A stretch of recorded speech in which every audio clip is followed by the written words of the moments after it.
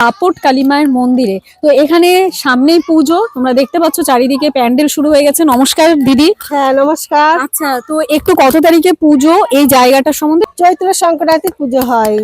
6 তারিখে ঘট বসবে আর 24 তারিখে আমাদের ফুল মেলা। আচ্ছা, মেলাটা মোটামুটি কতদিন পর্যন্ত হয়? 9 দিন, প্রায় হচ্ছে 12-13 দিন থাকে। 12-13 দিন। হ্যাঁ। আচ্ছা আচ্ছা 9 দিন আগে ঘট বসে, আচ্ছা। সেদিন থেকে শুরু।